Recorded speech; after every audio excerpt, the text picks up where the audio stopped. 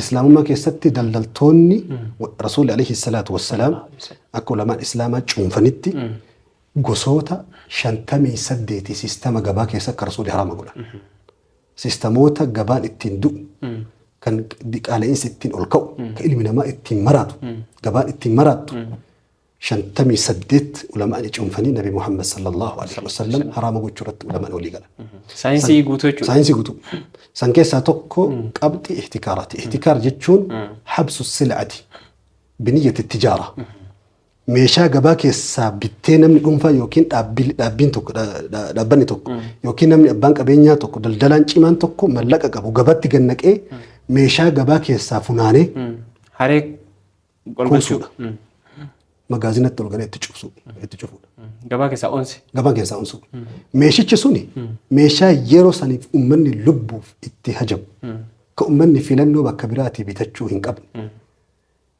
carraa ummanni itti haajamee ummanni itti bobahe kana fayyadamee gabaa keessaa meeshaa bitee yeroo ummanni bishaan dheebotutti bishaan uummata irraa hidhu jechuudha. Yeroo ummanni dukkana keessa jirutti mabiraatii uummata irraa hidhu jechuudha. Yeroo ummanni dawaa barbaadutti dawaa gabaa keessaa fixu jechuudha. Fixanii awwaalu. Yeroo ummanni lubbuuf waan san itti hajamu takka lammaffaa filannoodhaaf namni waan san bakka biraati bakka bu'aa kan arganne ta'u lama sadaffaa niyyaa gatii ol kaasee yeroo ummanni lubbuuf itti hajamu waan fedhe yoo inni irra kaahee gurgure ummanni carraa takka malee bitu itti taphachuu jechuudha. Uummata taphachuu. Ixtikaarri yookiin qabeenya kuusanii yeroo ummanni rakkate yeroo ummanni akkaan furmaata hin qabne gabbaasanii gatii ol aanaa gabaa keessatti taphachuuf godhu islaamummaa keessatti haraam. Inni maal fa'aa fiduu danda'a? Tokkoffaa rasuul alayhi salaatu wassalaam sahih muslim keessatti لا يحتكر إلا خاطئ من احتكر فهو خاطئ رواية لما نكون صحيح نمني أبين جباك السايرو من التركة فودي دوكسو أولي يرو وما تركسي غرغرو لكن إسابه به جباسي غرغرو ما تركسي فهو خاطئ نمني سنجب ما هذا الرسول يكد لجيج الرسول فهو آثم يعني يكجوتو أبيتو رسول صلى الله عليه وسلم لا يحتكر إلا خاطئ إنما يكدلك نملك أبين يجباك السافناني رويسو يكما تجب ما هذا الرسول صلى الله عليه وسلم أسرتي علماء الإسلام احتكار بكلمة الدباسة احتكار يوكين أبين يكوسو كان هيا مموفي كان هيا ممني كان هيا ممني واسدي قطتو تقفى نية دلدلوتين دونفا كيتي فايدة مفيو جباك السبا افتبي تركون قبل دونفا كيتي تنيا شوف دوف garuu niyyaa daldaluutiin ta'u shaaxiin ulaagaan dura lammaffaa yeroo ummanni waan san lubbuuf itti hajamu ta'u sadaffaa gatii biyya keessa hin jirre ka ummanni filannoo dhabee akka ta'u dhabuuf bitu irratti ol guuttee yeroo ummanni akkaan rakkate gabbaaftee gurguruu ulaagaa sadan kana wanni ittiin haraama ta'u jechuudha. Ihtikaarri haraama. Baay'een irratti bobbaanii dhugumaan qabatama gabaa keessa jiru. Kana keessatti ulamaa'ni wanni irra wal dhaban jira. Wanni kuufamu kun nyaata qofamoo nyaata namaa fi loonii horii qofamoo waan ilmi namaa hundi itti hajamu waan yeroo saniif rakkisaa ta'e jecha irratti ulamaa'ni yaada lama qabanii keessaa irra filamaan jiruudhaan illee ka walgitu waaqii jireenya ilmi namaa ittiin jiraatu illee ka walgitu waan namni lubbuuf yeroo sanii itti hajame yeroo konkolaataa manhara keessa dhabame yeroo ummanni bahee galuu dadhabe yeroo gatiin tiraanspoortii akka malee ol ka'e warri maaddayaa qabu beenzila boba'aa awwaaluun cufuun islaamummaa keessatti haraama. Yeroo ummanni dhukkubni tokko faca'e fakkeenya busaan ajin fakkeenya dhukkubni busaa biyya keessa faca'e dawaan busaa duraan ni jira ture busaan ummata keessa faca'e agarraan kiniini busaa dawaa busaa funaananii awwaaluu yeroo gabbaasanii boodarra dho'isaan gurguruu kunneen haraam islaamummaa keessatti hatta mootummaallee waan kana hedduu irra dalaga haga sadarkaa warasuu qabeenya san fudhachuu yookiin gabbaasee dirqamaan akka inni gochuuyyuu qabaa jedha ulamaan. Lammaffaan immoo kan hayyamamu waan gabaa keessaa filannoodhaan jiru namni bakka biraatti argatuu danda'u wantoota akkasiisan fuutee yeroo gabaan xiqqoo wayyaa'e gabbaaftee gurguruun hayyamamaadha. Inumaa faayidaa qabaa yeroo uummanni akka waan san bal'inaan baay'inaan jiru uummata bittee keessee yeroo wanni sun gabaa keessaa dhabame uummataaf فما حصدتم فذروه في سنبله سن في سنبله سن أكن نبي الله يوسف سيستم قال إنسان يوسف إتين توأد سنجتشو يرو wayita jiruun tolte wayita rakkinni hin jirre yeroo waan sun bakka hunda bashbashi ta'e bakka hunda argamuu danda'amutti waan tokko fuutee keessee qusannaa jechuudha akka mallattoo qusannaatti yeroo ummanni waan san gabaa keessaa dhabu rakkatu gabbaaftee ummataa dhiyeessuun fadhaalika khayrun jedhe Sa'iid ibn al-Musayyib rahimahullah. Hanga ammaatti sababoota gara shaniitti dhiyaatan kaasnee jirra. Sababa kanaan ala hoo yoo jiraate kaasnee gara furmaataatti dabarru. Sababoota baay'eetu jira. Qaala'insa dabaluu keessatti keessaa tokko qabxiin irraanfatamuu hin qabne tokko zakaa dhorkatuudha.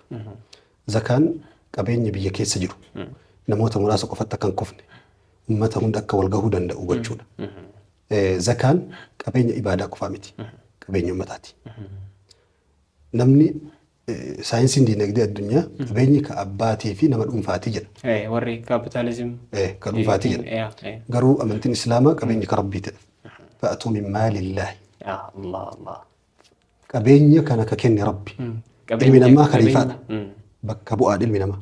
Qabeenya rabbii saniin ilma namaa tajaajiluudha. Qabeenya keenyaa kenni miti. Qabeenya kiyya namaa kenni jedha rabbi. Rabbiin qabeenya kiyya namaa kennaa jedha rabbi quraana keessatti. Min maalillaahi jedhe. Innamaa summiya almaalu maalaa li'anna alquluuba tamiilu ilayhi saniif jedhan. Qabeenyi ka rabbiititti seera islaamaa keessatti qabeenyi ka dhuunfaati miti. Akka dhuunfaatitti habbaa haqaati dhugaadha. Garuu haqiiqatti qabeenyi ka abbichaati miti amaanaadha qabeenyi. Amaanaan kana keessa miskiina wa yatiiman wa asiira wayita nageenyaa fi lolaa jechuu karaa gabaabatti. Gaafa waraanaatii fi gaafa nageenyaa ummata nyaachisuun abbootii qabeenya irratti waajiba. Karaa tokkoon zakaa jedhaniin dirqama qabeenya irraa bahu. Fakkeenyaaf kuntaala 10 irraa kuntaalli tokko ka miskiinaati keetii miti. Diinagdee islaamaa diinagdeewwan addunyaarra jiru siistamoota addunyaan seera diinagdee irra baafte hundaa olitti wanni diinagdee islaamaa adda godhe waa lama. Tokko zakaa baasuu fi ribaa dhorkuudha. Lachuu karaa alkallattiitiin qabeenya miskiinaa nyaachuudha. Namni ribaa keessa daldala akkuma mariif dubbanne karaa alkallattiitiin qabeenya nama ho'i nyaateera.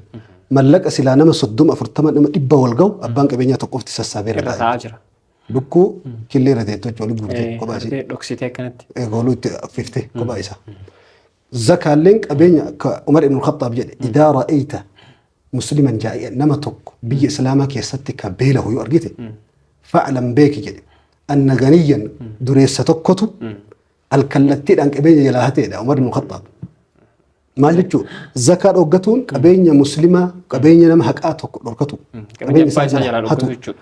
Kanaafuu zakaan qabeenya akka garee muraasa qofa keessatti hin sassaabamne waluma jidduutti ofuma jidduutti qabeenya akka naanna'an oolle godha. Akka qabeenyi diriiree namni har'a zakaa itti baaftu waggaa dhufu zakaa itti kenniteen inni illee zakaa akka baasuu danda'utti. Qabxii kana kaasuu barbaadee akka inni waggaa dhufu zakaa baasuu danda'utti. Zakaa jechuun akka ulamaan islaamaa jedhanitti namni zakaan itti bahu namni lama jedhan hiyyeessi. Nama hiyyummaa filatee fi ka hiyyummaan filattee jedhanii bakka lama baasan. Nama hiyyummaa filate zakaan ittiin bahu. Akkamitti nama hin hojjenne, nama rakkina tokko hin qabne, nama cal'isee kadhaa qofa irratti hirkatu. Humna hin qaba, beekumsa hin qaba, danda'ee hojjetuu hin danda'a. Suusii kadhaa qofa irra qabu irratti kun kadhaa babal'isuu fi namoota akkasiisanii haala mijeessuudha jedhama. Yoo kennaniif illee ittuma deebi'a waan ta'eef. Ittuma deebi'a. Yoo danda'ame waan hojii isa qabsiisu. Warri hiyyummaan isa filatte jira. Kata'aabee rakkatee miskiina yookiin faqiira yookiin nama wantoota namoota 8 rabbiin quraana keessa kaa'e keessa ka jiru jechuudha. Nama sadaqaatu lilfuqaraa. Kunni warra hiyyummaa filatee miti. Warra hiyyummaa isa filatte. Tasa karaa walakkatti karakkatu. Wabna sabiili biyyattuu osoo dureessa ta'e karatte jechuudha. Kanaaf zakaan qaala'insa zakaan bahuu dhabuun kallattii lamaan biyya rukuta. Tokkoffaa kallattiidhaan qabeenya miskiina bira gahuu dhabuu. Lammaffaa rabbiin lola sirratti banu. Maa mana'a qawmuun az-zakaata إلا أصيبوا بالسنين والمؤونة رسول الله عليه الصلاة والسلام أمني تك زكاة باسو ديدي أكست ربي سانهن إيسو إلا أخذوا بالسنين سنين جتشون غوغينسا هونجي رومي سميرا ديدو دتشين مدام بكيلشو ديدو فيه والمؤونة جتشون قلة المال على إنسان ركوت من ملئ هنا فنجر رب رسول عليه الصلاة والسلام كوني كلت من عليه سبب كتي حديث من جريتشون جها ربي تنلي الركوتامتا ولك كان ظاهرة تلك أبتا من كجرو اللي كبيني نما مسكينة ركوت وجود تكو كان كرابر وتنمو جباب سنة ملك هم نقول ما تنسون إسلام ما كيستي ملكني أو مشني ملك في دوك أبا ملئ ملكني دركين ومشى بيتون قبل mallaqni wanni oomishtummaan dhihaate Oomishatu caala asliidha jechuudha. asliin oomishtummaadha. Oomishtummaan gabaa dhihaatee mallaqa uumuu qaba malee mallaqni ofiin uumamuu qabu. Mallaqni wal jijjiiraadhaaf dalagame jechuudha. Mallaqni wal jijjiiraadhaaf hojjetama. Siistam ittiin oomishtummaa gabbisan ittiin ilma namaa hiyyummaa fi beelaa fi rakkina ilma namaa ittiin balleessan oomishtummaan. Mallaqni immoo siistamootuma ittiin wal jijjiirani malee usuulaa miti hundee miti. Matatti inni qabeenya yoo ta'u dhabuu danda'a. Egaa qabeenya miti kan hundeetti qabeenya hundettuu mallaqan turre bara warqii ture. Warqiin osoo wanni bitanii gurguran hin jiraanne warqiin hin jiraatu hiikan qabaatu ture. Kanaafuu hundeen qabeenya oomisha malee mallaqa miti. Biyyi mallaqa humna ol oomishtu fakkeenya Zimbaabuwee yoo fudhatte bara 2008 Zimbaabuween ji'a tokkotti tiriliyoona 79.6 oomishtee akka diinagdee bakka silaa diinagdeen haqa hanqate san guutuuf ture. Zimbaabuwee keessatti mallaqa daabboo tokko bituuf gaariidhaan mallaqa feeta. Gaariidhaan. Inumaa uummanni birrii biyya keessaa baqatee doolaaraa fi warqii deebi'uu jalqabe uummanni mallaqni hiika dhabe jechuudha. Birriin addatti hojii namatti taati baay'inarraa. Birriin baay'inarraa jechuudha. Fakkeenya faaya mana keessaa fa'aa hojjetu akka reef Jarmanii keessatti kaafne Somaaliyaa warri dhaqee beekuun beeka mallaqni sadarkaa kanatti hiika dhabu fakkeenya akka biyya har'a Iraan yoo fudhanne Iraan mallaqni isii du'uudhaan akka addunyaatti sadarkaa tokko fara jirti. Har'arratti jechuudha. Mallaqni isaanii riyaalii jedhama. Mallaqni tokkochi gabaa seeraan alaatiin wayitaa gara doolaarri tokkochi gabaa seeraan alaatiin wayitaa jijjiiramu doolaarri tokkochi jechuudha. Birri mallaqa riyaalii jedhamu kan Iraanii miliyoona tokko afur gahe. Gara baankiititti 42,000 irraa 45,000 jidduu kana taphatama. Doolaarri tokkochi jechuudha. Waan galteema guddaadha kun balama jechuudha. Miidhama hamaadha miidhama hamaa. Kanaafuu raafamni qaala'insa addunyaa waan addunyaa guutuu goolu jiru. Kanaafuu sababoon isaanii ijoon qabxiiwwan nama dubbanne kana keessatti wallahu a'lam. Hayyee sababni jalqaba irratti kaasne inni guddichi Rabbiin sababa waan harki namaa raayideef akka balaa namaan ittiin jazaa namaa ittiin deebisu dubbannee turre inni immoo deebiin isaa ta'uu baadha jennee kaasnee turre mee sababoota kanneen sababoota namtolchee adda addaa sababoota siyaasaan tarii dhufu yookiin immoo rakkoo daldaltootaatiin rakkoo siistamaatiin dhufu kanneen furmaan isaa maal ta'uu danda'a? Furmaan isaa akkuma ati amma kaaftee tokkoffaa nuti akka uummata islaamaatitti iccitii addunyaa kanaa beekna. Iccitii wantoota warri ija saayinsii beekuu hin dandeenye waan quraan harkaan qabneef nuti immoo agartuu guddicha rabbi samiirraa nuuf erge kalaama isaa waan addunyaa kan hunda laalluuf iccitii hedduun saayintistoota piroofeesaroonni hayyoonni gurguddaan warri biizinasmaanonni hedduun addunyaa kanaa argachuu hin dandeenye nuti beekna. Sun immoo maali? Iccitii nuufi jidduu rabbi jiru jidduu nuufi makluuqa ilma namaa jidduu jiru isa beekna nuti. Balaa kan hunda kaasuuf akka amantii islaamaatitti yookiin amantiiwwan addunyaatuun beeka amantiin addunyaatuun beeka. Hundeen amantiiwwan addunyaa hedduun rabbi biraa dhufaa garuu ilmi namaa harkatti naqee kalaaqee qaba. Hanga tokko tokko dhugaa muraasni keessa jirti ni beekan keessa isaanii osuma beeku boonaaf akkuma rabbi quraana keessatti jedhu didan. Tokkoffaan toobaadha. Akkuma reef jennee musiibaan takka samiirraa gadi hin buutu yakka ilma namaatiin malee inkaatollee toobaa ilma namaatiin malee tokko kana. Lammaffaan bara qaala'insaa namni akkamitti dandamata. Furmaan ni jira. Moo cabaniituma ka du'e ka cabee ka baaburrii fi sibiilli onnoon irra bahe qaala'insi cabseetti hafamoo furmaata qaba. Furmaanni bara qaala'insaa namni ittiin jiraatu inni tokko inni jabaan akka ija saayinsii diinagdeetitti madda galii baay'isuudha. Namni madda galii tokko qofaan jiraatu akka nama miila tokko irra dhaabbatuuti. Uma xiqqoo yoo tuqe lafaan rukutu. Akkanaan hundaaqa. Akkanaan hundaaqa namni miila tokkoon dhaabbatu turuu hin danda'u. Lammaffaa namni madda galii tokko qofa qabu sodaadhaan jiraata. Tasa osoo biiroo hojii san keessaa ari'amee maddi galii sun citee yeroo san rakkina hamaa keessa seenuu danda'a. Rizqii rabbiiti yoo ta'e. Kanaafuu madda galii tokko qofaan bara qaala'insa jireenyaa keessa jiraachuun akka nama miila tokkootiin dhaabatuuti. Madda galii baay'isuu qaba namni. Madda galii itti baay'isu maddi galii karaa sadiin baay'ata. Addunyaa kanarraa wanti qaala'insa irra kunne yeroo kamuu gatiin isaa jabaataa deemu. Of duuba hin deebine addunyaa kanarraa waa sadii.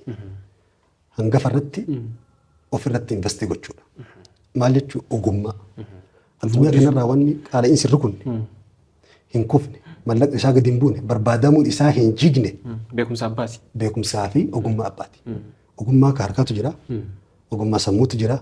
Ogummaa humnaatu jira. Ogummaaleen siistamoota adda addaatiin rabbiin qindeessi jira. namni fakkeenya si qaba waggaa 5 irraa ati 100 baankii qabda 100 baankii qabaa jennu. Ati 100 san ogummaa wahiitiin barattee mallaqa san gara ogummaa jijjiirte. Ani immoo 100 san baankii qofa keessa tursiisee nu lachuu waggaa 5 booda itti dhufnu ati ogummaa keessan miliyoonota sassaabattee jirta. Angaruu 100 sun har'a diinagdeen qaala'insi nyaatee 100 sun ta'in ka baankii keessa jiru 20 fa'aa ta'uu danda'a keessi isaa 80 jechuu keessatti. Namni ogummaa irratti investi godhu ogummaa adda addaa baratu carraa madda galii hedduu baay'isuu danda'a. Maddi galii yoo baay'ate immoo tokkoffaa sodaa si keessaa balleessa. Sodaa maddi galii tokko cite akka nama sa'a tokko qabu loon tokko qofa elmatu. Yoo isaan suguunaan buna gurraacha dhugu yookiin immoo gogaa nyaachuu fi yookiin immoo bahee kontiraataa barbaaddachuudha. Rakkina hama keessa gala. Wantoota madda galii baay'isan keessaa tokko ogummaadha jenne. Ogummaan sammuu ofirratti investi gochuu namni ofumaa ofirratti investi gochuudha. Mallaqni kee kuufamee baankii keessa turuu irra yookiin harka kee turuu irra gara ogummaa si barsiisutti ce'uu qaba. Akkuma dubbannetti addunyaa kanarraa mallaqni hin kufne qabeenyi hin kufne addunyaa kanarraa qabeenya gurguddaa 3 warri diinagdee lafa ka'an keessaa hangafa irratti tokko ogummaadha.